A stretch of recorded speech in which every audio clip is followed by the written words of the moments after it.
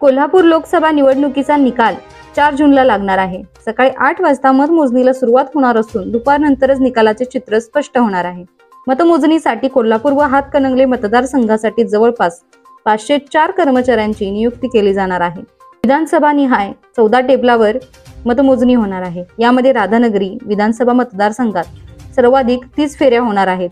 लोकसभा निवडणुकीसाठी 7 मे रोजी मतदान झाले। आता प्रतीक्षा आहे ती निकालाची। त्यासाठी निवडणूक आयोगाकडून तयारी सुरू करण्यात आली आहे। कोल्हापूर मतदारसंघाच्या मतमोजणीसाठी 252 व हातकणंगलेच्या मतमोजणीसाठी 252 कर्मचाऱ्यांची नियुक्ती केली जाणार आहे।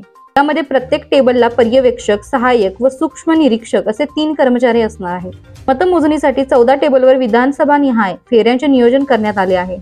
सकाळी 8 वाजता मतमोजणीला सुरुवात होणार आहे। यावेळी दोन्ही मतदारसंघात उमेदवारांची संख्या भरपूर असल्याने मतमोजणीला गत निवडणुकीपेक्षा यंदा अधिक वेळ लागण्याची चिन्हे आहेत। दुपारपर्यंत कल समजून सायंकाळपर्यंत चित्र स्पष्ट होण्याची शक्यता आहे। दरम्यान निवडणूक आयोगाच्या निर्देशानुसार जिल्हा निवडणूक विभागाकडून मतमोजणीसाठी कर्मचाऱ्यांची नियुक्ती करण्याकरिता आदेश काढण्याची प्रक्रिया सुरू करण्यात आली आहे। ही पूर्ण झाल्यानंतर कर्मचाऱ्यांना मतमोजणी संदर्भातील प्रशिक्षण दिले जाणार आहे। मतमोजणीसाठी जिल्हा निवडणूक विभागाकडून निवडणूक आयोगाकडे ठिकाणांचे प्रस्ताव पाठवण्यात आले होते।